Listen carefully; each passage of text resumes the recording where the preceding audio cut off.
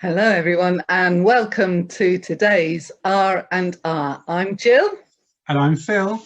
and together we are Jill and Phil. So today we've got a film, a book, and a song, not necessarily in that order, to share with you. Our recommendations from our heart, things that have really occurred to us that would be of benefit to you to listen. So, Phil, shall I ask you first of all what book you have for What us? book? Well, I've brought a book series for you, which they're quite chunky books. So actually, probably should have started at the beginning of lockdown, and you might be coming towards the end now. These are the Shard Lake books. So this is the most recent one. It's quite a tome, and What there's 7 or 8 of them now. So if you have a lot of time to kill, I highly recommend these. is that one book or all the books? That's one book. That's one book. And these are the ones I've got left. So Right. that there's 4 or 5 previous books to these that I don't still own for reasons of space. But these books are they're murder mysteries set in Tudor times, and the protagonist Shard Lake is a lawyer in Tudor London, and he finds himself wrapped up solving these murders in amongst all the movers and shakers of Tudor London, which includes people like Cranmer, wrote the BCP, Henry VIII, and whichever person he happens to be married to at that particular time. And so it's really fascinating. It's all fictional. These aren't real murder mysteries.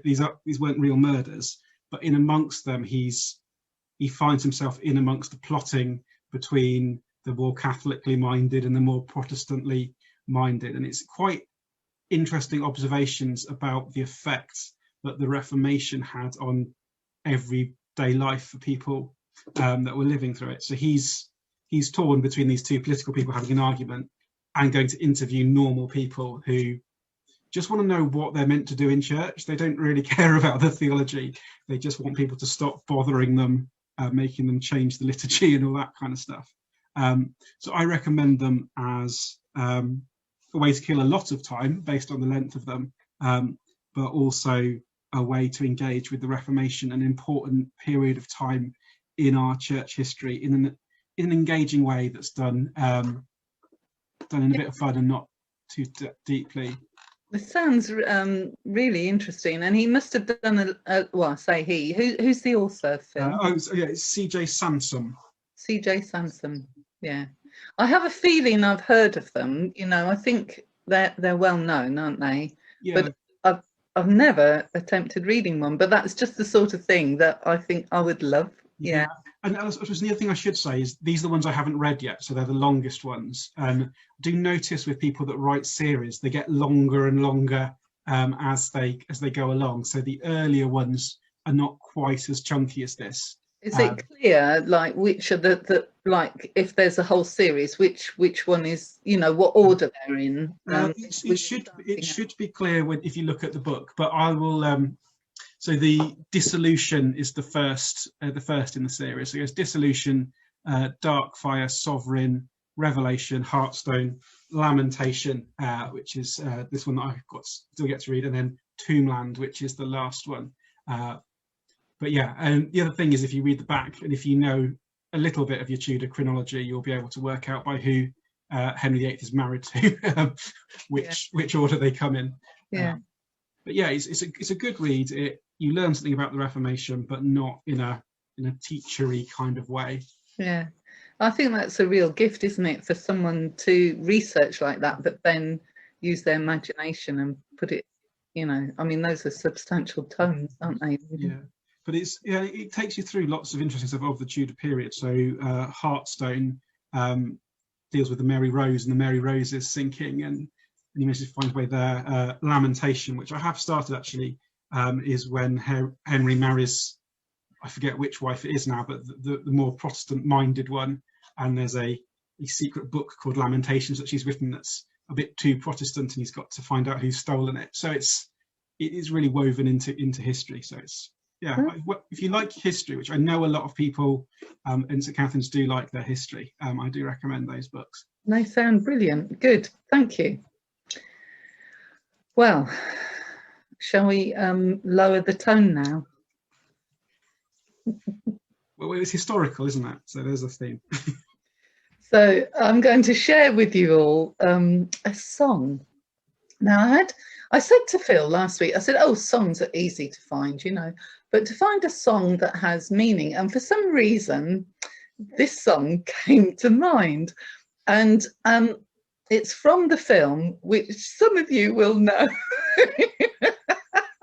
called Captain's Courageous. However, lots of you won't, because it first went out in 1937 and it's in black and white, and this is the version that my little song came from, and it's called Don't Cry Little Fish.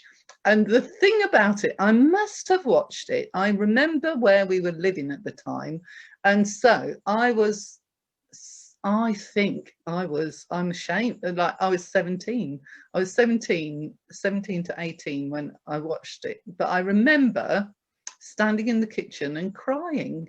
I mean, I am a bit emotional with some films. Why on earth this song made me cry? But it's always stayed with me. And it's sort of a jolly cry. The song is ridiculous. Don't cry, little fish. So I can tell you. Oh, wait a minute. Oh yes, yeah. I thought I had. I can sing the words to you, but you can also watch it on YouTube. So I'm going to sing it to you, and then I will explain why I think it must have touched my buttons.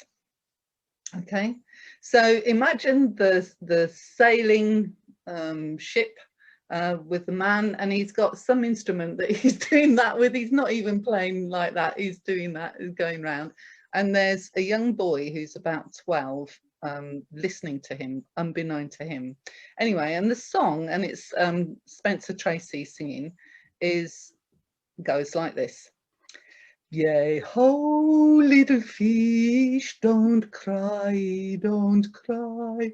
Yea, ho, little fish, don't cry, don't cry. Once Doc baked some biscuits and throw them away.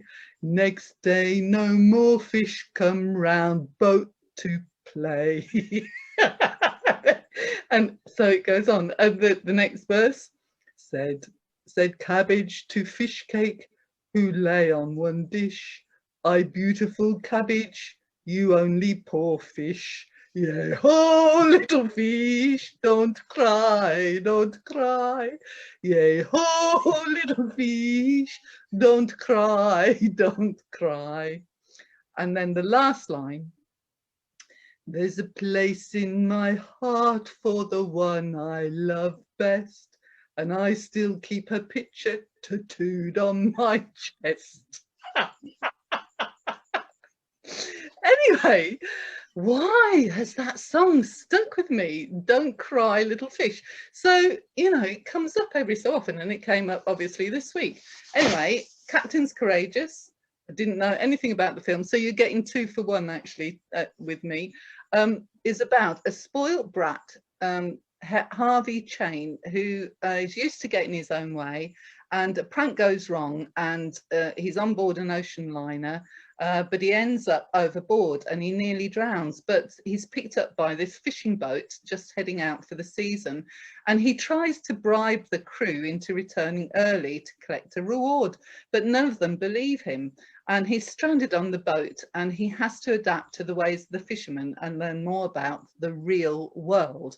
Anyway, after this little snippet, there's a conversation that Harvey has with Manuel, and he says, "Why do you keep singing for?" And Manuel says, "Because I like to sing." "I have never heard that song before."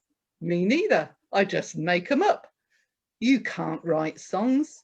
"I don't write them. I just find them in my mouth." "A song can't be any good like that when you just make it up." "Say, that's the best kind of songs, when you feel good inside, like the trade winds, she just come out. And then he sings again. And so something about the story must have got me, but I think that the thing about singing and about it just coming out, and I think we need to do more singing. People need to be doing more singing, and I do think that singing is healing. It's a release.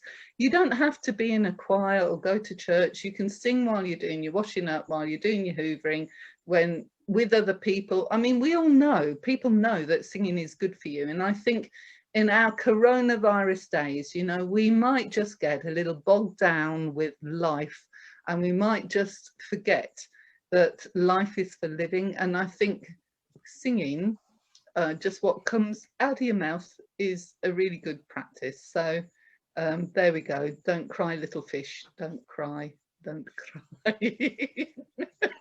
Thank you.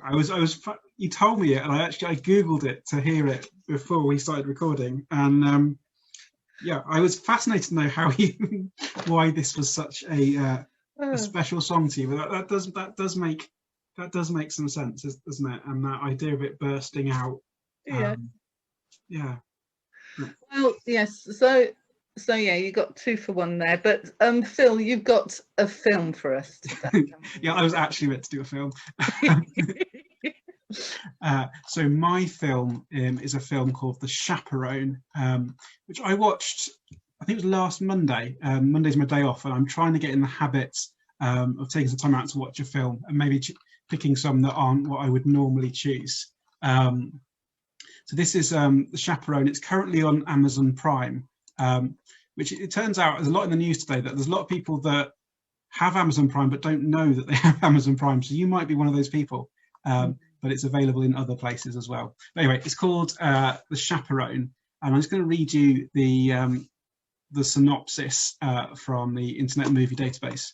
It says this: in this handsome period piece, perfectly suited for cinephiles of all stripes, director Michael Egler, who did Downton Abbey, and screenwriter Gillian Fellows, who also did Downton Abbey, bring a fascinating slice of pre-Hollywood history to light in this coming-of-age story, centering on the relationship between the young, free-spirited, and soon-to-be international screen starlet Louise Brooks and her teetotaling chaperone called Nora, on their journey from the conservative confines of Wichita, Kansas, to the flash and sizzle of New York City.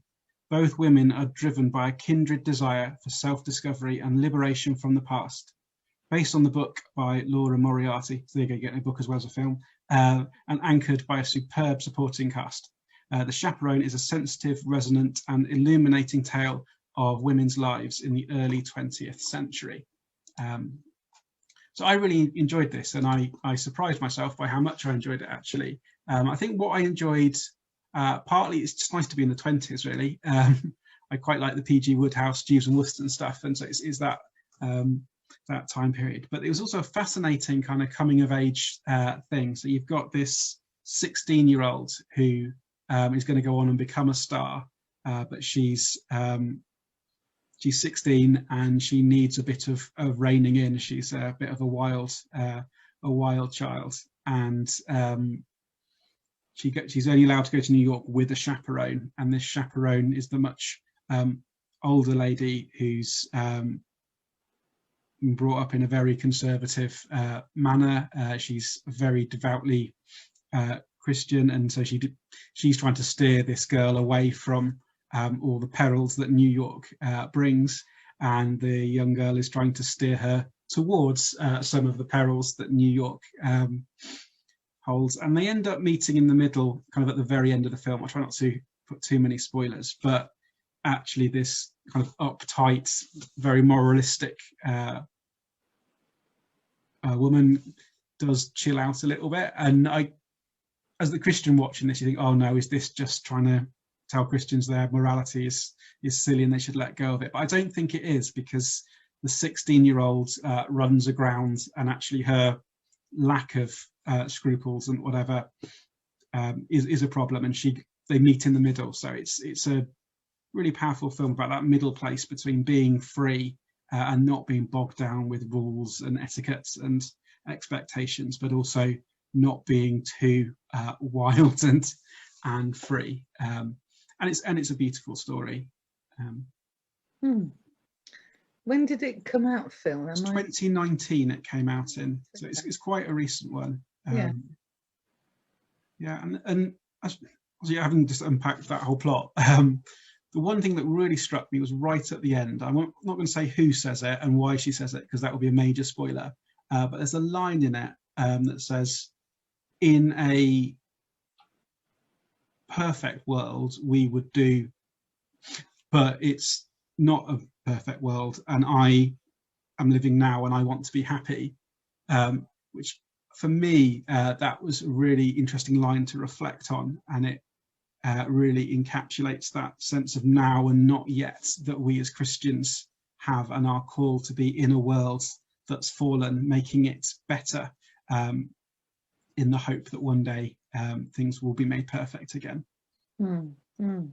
Wow, that sounds absolutely fantastic, and it sounds like my sort of film. Yeah, I think it would definitely be your kind of thing. I think, thinking back to the film clubs we've done, I think if you enjoyed Philomena, there's some similar themes to Philomena, but it's not quite as dark as Philomena. And also, if you enjoyed the Guernsey Potato Peel Pie Society, I think if you enjoyed those two films, then this might be a good one for you. Yeah, I don't think I have got Amazon Prime. That's the only thing. So I'll have to. It's not on Netflix, is it? I don't think it's on Netflix. Okay. But it's probably, you can probably get it on DVD. Yeah. Brilliant. So we have the Shardlake books, a whole series of fat volumes. We have a silly little song that you can watch and just remind yourself to lighten up a bit and dare to sing whatever comes out your mouth. And then we have the Chaperone, which sounds like a worthwhile film to watch with certain underlying themes. So we hope you've enjoyed R&R today, and we look forward to seeing you next Saturday. Anyway, for now we'll say bye-bye. Bye-bye.